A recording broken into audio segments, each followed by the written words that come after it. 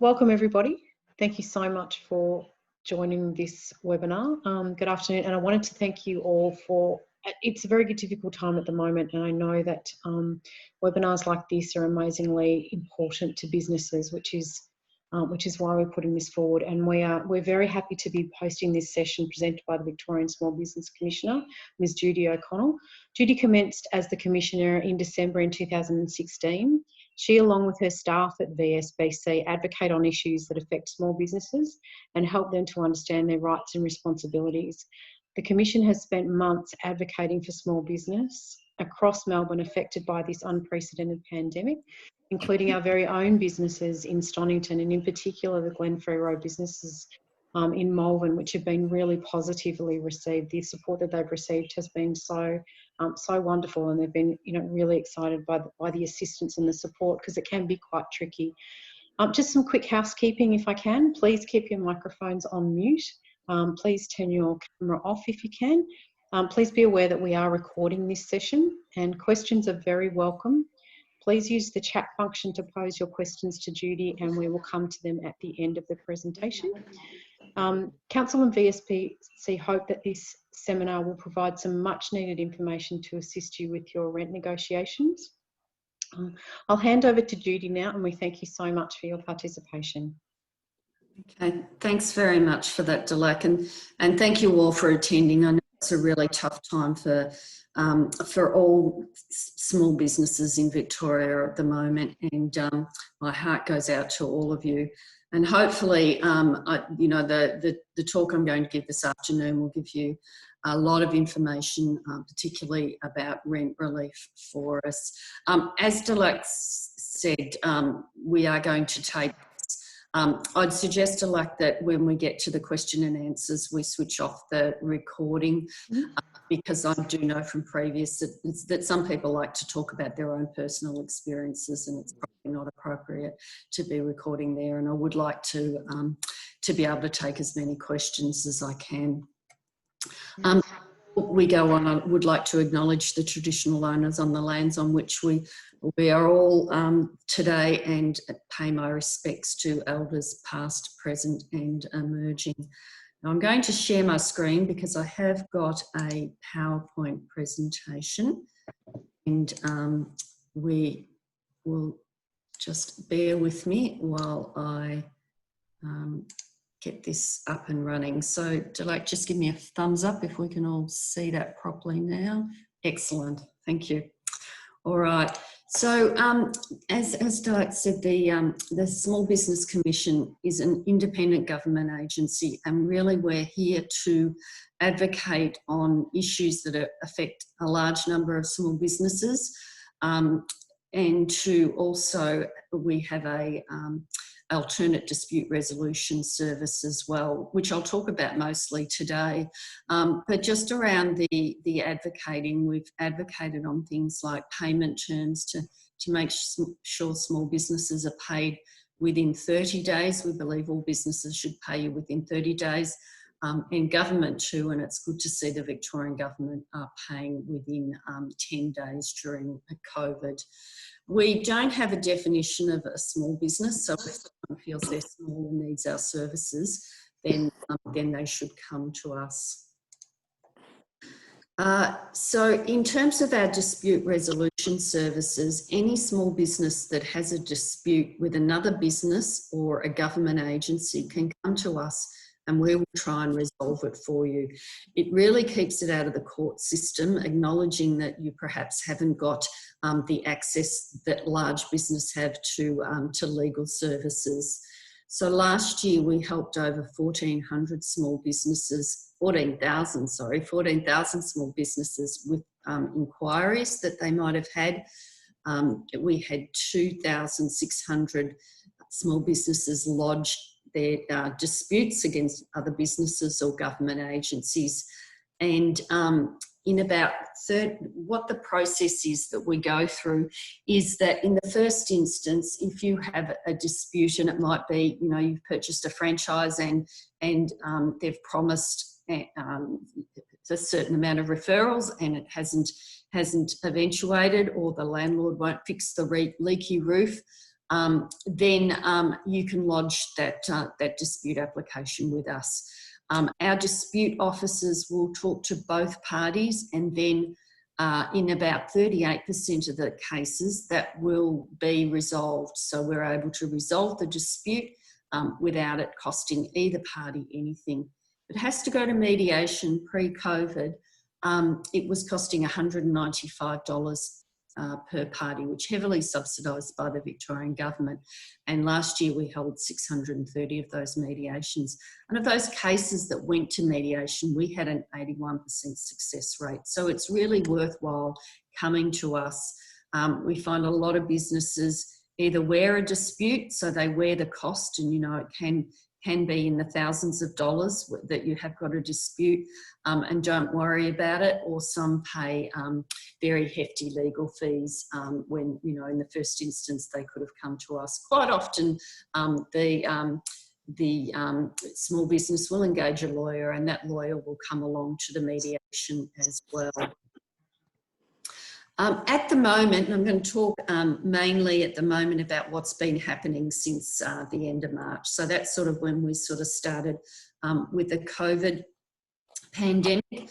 And with our business disputes at that stage, from then on, we've been finding that the majority of the disputes coming in as business disputes are over the non-payment of suppliers. So you might have supplied either goods or services and not being paid at all. And quite often it's larger business who are struggling as well, and using that small business for their cash flow, which we don't think's on. So we will follow those up and try and get payment for the small business owner.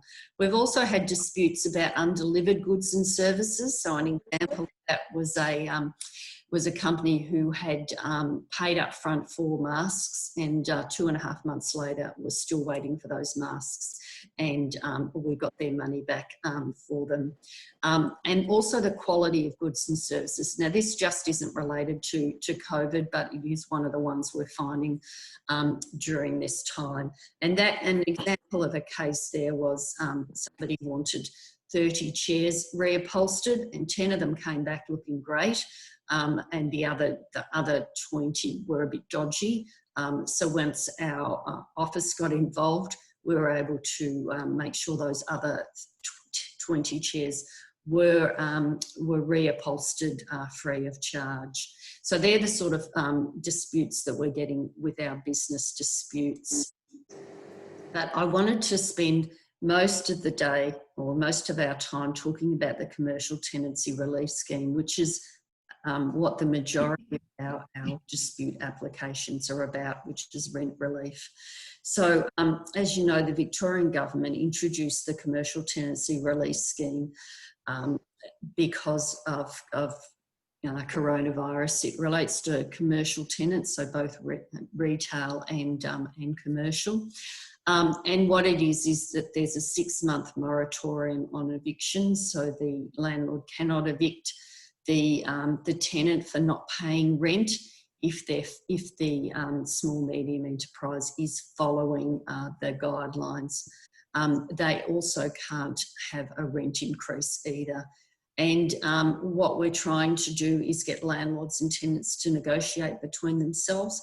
However, if they can't, then there's a free mediation service through the Victorian Small Business Commission. So the regulations started on the 29th of March and they go through till the 29th of September. So if you're a business that started on the 1st of April, unfortunately, you are not eligible. So to be eligible to participate in this scheme, the tenant needs to be participating in JobKeeper scheme and have evidence from the ATO. So if you're applying for JobKeeper from the ATO, you get an acknowledgement slip. If you've kept that, you will be able to use that as your evidence. A lot of people, didn't realise they needed to keep that acknowledgement slip. If you actually contact the ATO, they will send you out confirmation that you are participating in JobKeeper, and that's all that's needed. You also need to be a small medium enterprise earning a turnover of less than $50 million. as well. Really sorry about that. Okay, so the next part, when you've worked out that you are eligible by participating in JobKeeper, you need to work out what your turnover has reduced in this financial year. So, so comparing the April to June quarter with the actual sales from that quarter in 2019 is probably all you need to do at this stage.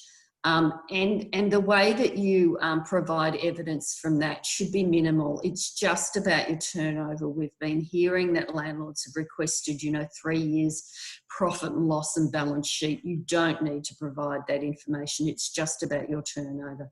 And so you can get that information either as an extract from your accounting system. So if you're using, MYOB or Xero, you just pull out the information about your turnover, or your BAS statement, which reflects the turnover, or you can ask your accountant for a statement of your turnover. It doesn't have to be a certified account from your accountant, which is quite a complicated process and will cost you a bit of money, but just a letter from your accountant that actually outlines what that turnover is enough information. So once you have all of that information, so the information is that you're in JobKeeper and that you've got what your turnover reduction is, you need to make a written request to your landlord. Now, we've had a lot of tenants who, are sort of overwhelmed about what that written request should look like. So now on our website, we've got a pro forma letter that you can actually just fill in, the yellow highlighted bits there and send that to your landlord with that evidence of JobKeeper and the reduction in turnover. The landlord then has 14 days to make an offer of rent relief and should get back to you in that time. So when the landlord receives an offer, the landlord needs to take into account not only their tenant's reduction in turnover, which they have evidence of, but they can also, if necessary, take in their own financial capacity. So we have had cases where landlords themselves are struggling financially. They may be a self-funded retiree and need that rent to survive themselves. If that's the case, then that should be taken into consideration.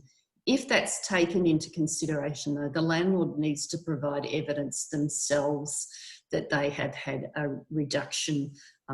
It's just not on their say-so. They've got to provide that evidence as well. The landlord also needs to take into account you might have some outgoings that can either be waived or reduced. So those outgoings, might be some essential repairs that need to happen, rates if you haven't been able to get rate assistance, those types of things. So I'm going to give a scenario here because it does get a bit complicated because the release scheme actually states that no less than 50% of the rent relief offered by the landlord must be in the form of a waiver of rent. Now, waiver of rent means that rent you don't have to pay ever. A waiver is, you forego that rent altogether. So in this scenario here, we've got Joe who owns a cafe and pays $1,000 per month in rent. Now, Joe's takings have reduced by 50% and he's requested a $500 a month reduction in rent. Now, the landlord has to provide that 50% in the form of a waiver. So what the landlord's saying here is, okay, I agree to your 50%. I'm going to give you $250 rent waiver. That's rent you never have to pay back, and $250 rent deferral per month.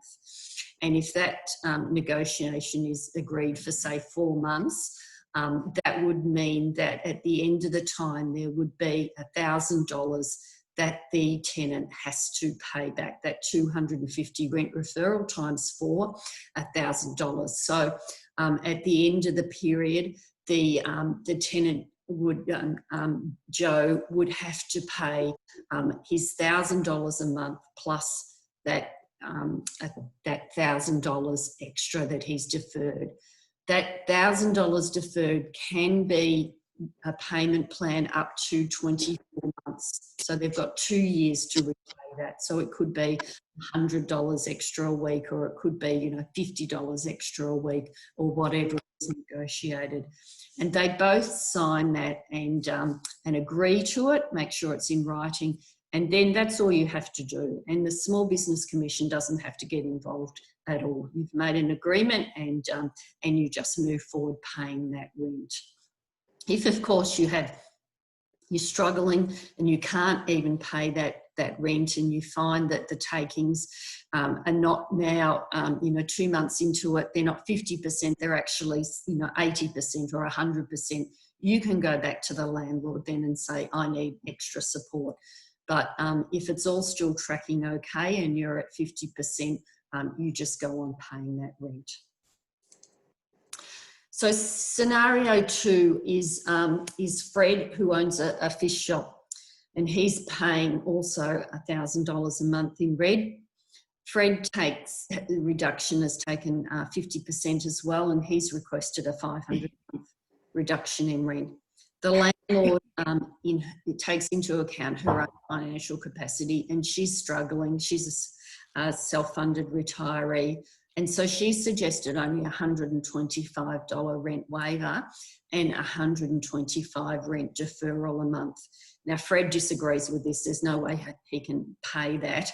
And so in this situation, you would probably come to the Small Business Commission and we would help you negotiate that rent relief.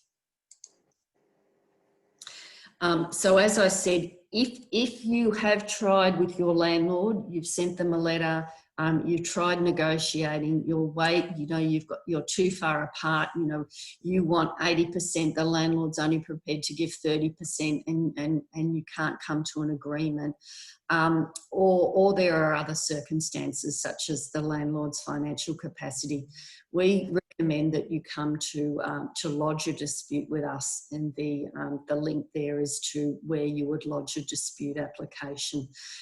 Again, if you attach a copy of your lease and evidence that you're participating in JobKeeper, and then a case officer will contact you and arrange for a time for mediation.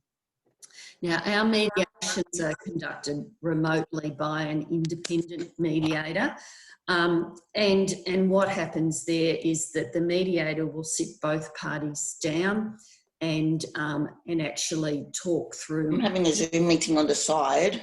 Oh, good. That's about that, Victorian. Sorry, I think someone's not on mute. So I was talking about what a mediation is, because a lot of people don't understand what a mediation is. All of our mediations are done via Zoom at the moment, or some sort of online platform. So, you're in your house and the mediator would talk to both parties and try and come to a dispute. A lot of people, think mediation's like Judge Judy, who's someone who'll sit there and say, okay, you're going to do this, you're going to do this, and determine that. That's what the court system does. It's not what the mediation does, and it's not what we do at the VSBC. I'm going to give you an example of what a mediation is.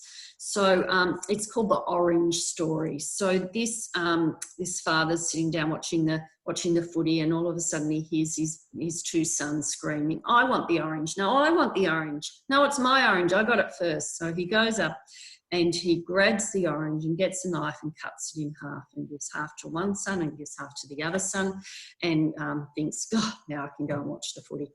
Only for both of the sons to burst out crying. And he goes up and he says to them, so what's wrong? And the first son said, well, I wanted to make you a birthday cake because it's your birthday tomorrow, Dad. And I needed the zest of a whole orange to make that birthday cake. And now I can't do it with half an orange. And the other son says, and I wanted to make you your favourite cocktail, and I needed the juice of a whole orange to make your cocktail, so now I can't make the cocktail. So nobody's happy. What a mediator does is actually sit both parties down, and he'd say, you know, what is your need with that orange? And the one son would say, I need the zest, and the other would say, I need the juice. And the agreement would be that this one son would zest the orange, and then the other son would get to use all the juice, and both parties are happy. And so quite often with the mediation, it will be a bit of give and take, but you will come to an agreement where you're both comfortable, and it's your decision between the two of you of how you would actually work it out. And that's what we're finding is happening with the majority of our mediations at the moment. We've got a 91% success rate in those mediations. If it can't reach a settlement, then it would go to VCAT or the court system. I've had a lot of inquiries and dispute applications where the businesses aren't covered by the Commercial Tenancy Relief Scheme. So these are cases where the tenant is not in JobKeeper for whatever reason, or they are over 50 million in turnover. We've found quite a few cases where it is over, you know, it might be a group structure where there's, you know, 8 pubs. We've heard one where there was 8 pubs, 8 mum and dads owned the pub, but because it was a group structure, they were over that 50 million turnover.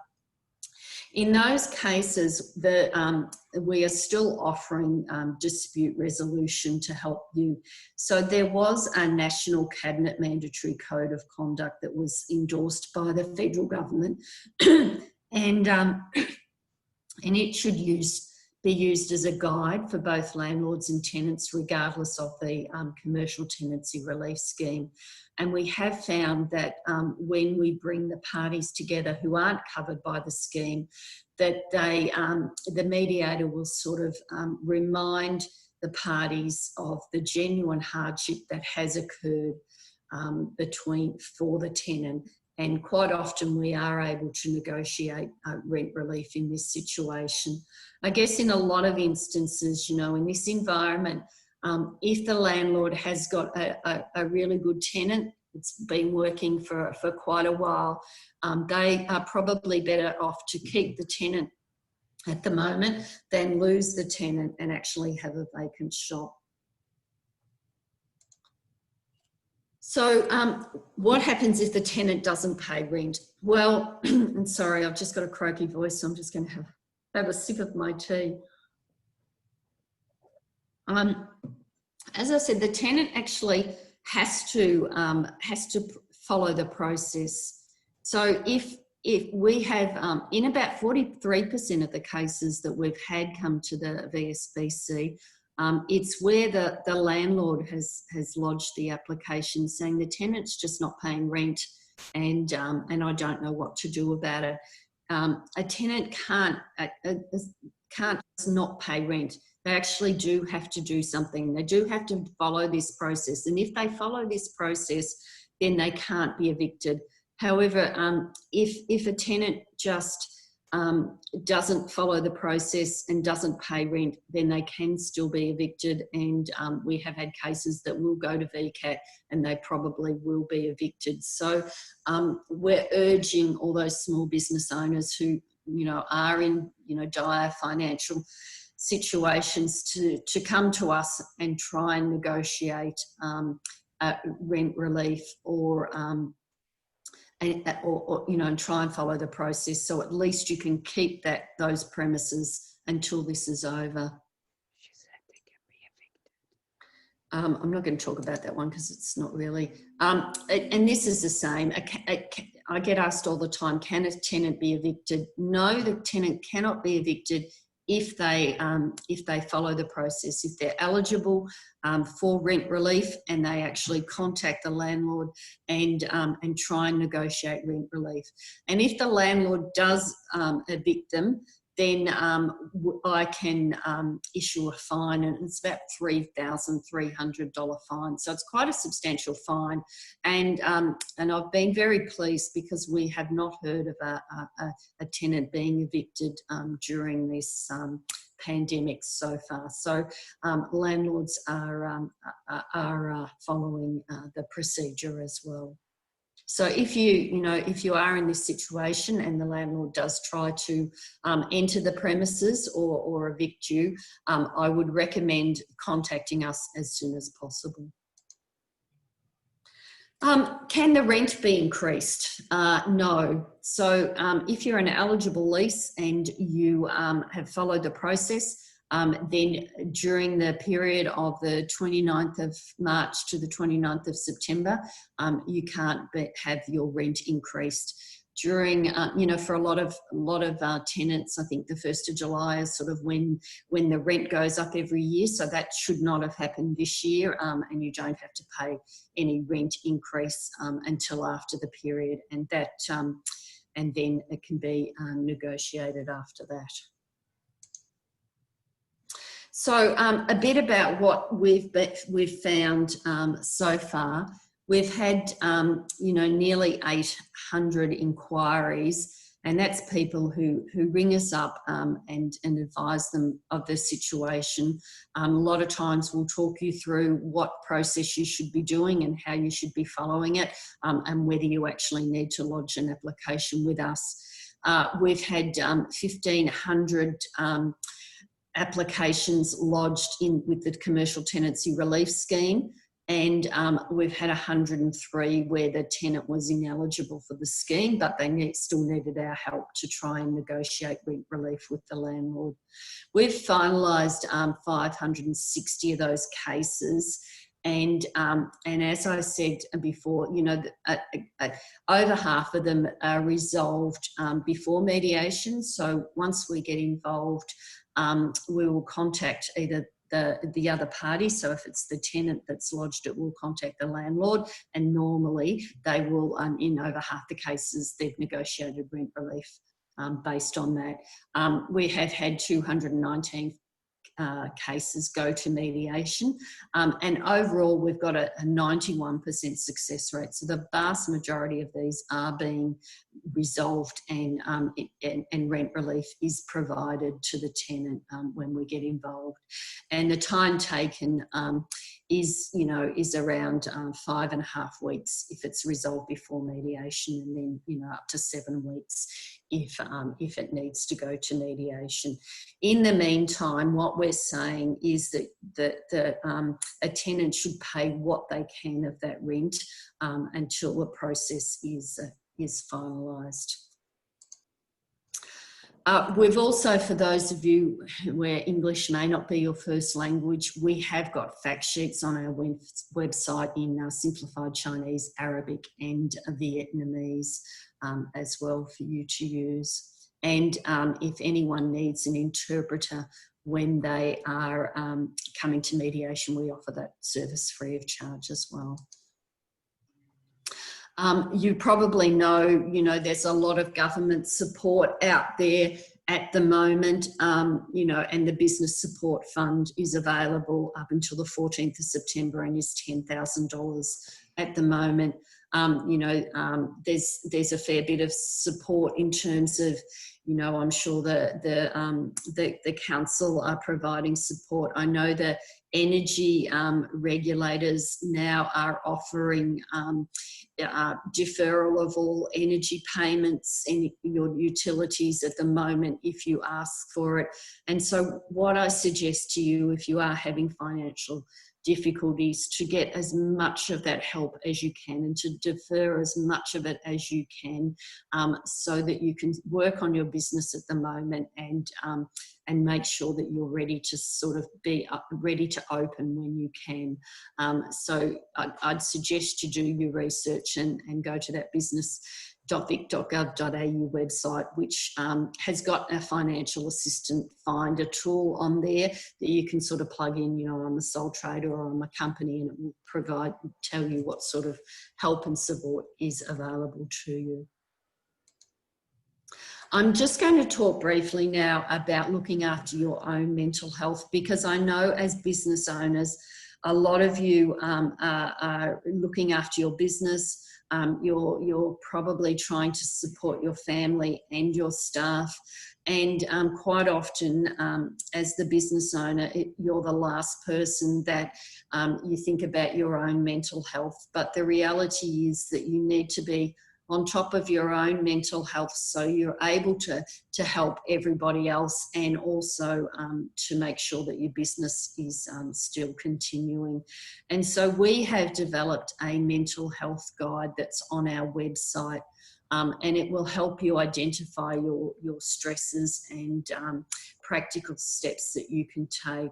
We developed this in conjunction with Beyond Blue, and also talking to a number of business owners who have been through, anxiety and depression, and know what it's like, and know what it feels like not to have that support and help there. So this guide, and we've got an example up there of Alex Smith, and it takes you through the practical things that you should be thinking of. And the first one is around actually identifying what your stresses are. So, for you, it's probably, how am I going to pay the rent? What's, how am I going to get the cash to enable me to get through this pandemic? Or, it might be about, how am I, I'm just worried about the whole pandemic and what I should do. If you understand what your stresses are and what are the indicators, so what things are happening to you that make you feel that it's getting more of an issue. And I know, that some of the indicators could be, waking up at night, or having that really sort of tight, anxious feeling in your stomach, or being angry or overwhelmed and not understanding why that's happening. And I know for me, it was when we were first starting to actually get our office working online, and we were sort of getting a lot of rent relief cases coming into us, and it was really, really busy and quite stressful. And I know that I was waking up at 3 o'clock in the morning, and because I'd actually spent a lot of time developing this mental health plan, I sort of had one of these aha moments. Oh, this is me, where my stress is a bit heightened, and I'm sort of getting a bit too anxious, and I need to do something about it now before it actually becomes a problem. So what I did was I made myself get up at early in the morning and go for a walk, and just getting out in that fresh air. Took my dog, and just seeing her happy, getting out there, running around, and saying, waving to people as I went past, was enough to lift me for the day, so that I was actually able to get in and work, and I was sleeping a lot better at night. And so it may not be physical exercise for you. It may be, gardening or baking or talking to people over Zoom.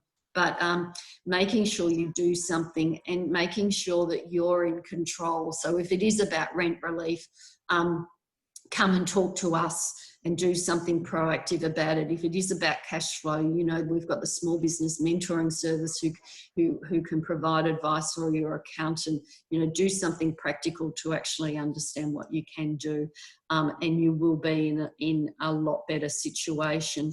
And of course, if you do need extra support, then Beyond Blue has a 24/7 contact access line that you can talk to as well.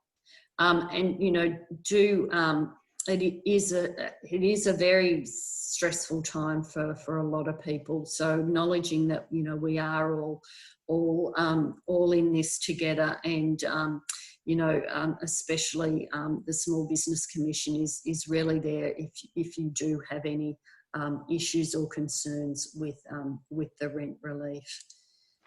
So there's our contact details there. As we said, this is being recorded, and we also are Happy to send out that presentation if anyone needs it, but I'm going to stop sharing now and hand it back to you, Delac, to ask any questions.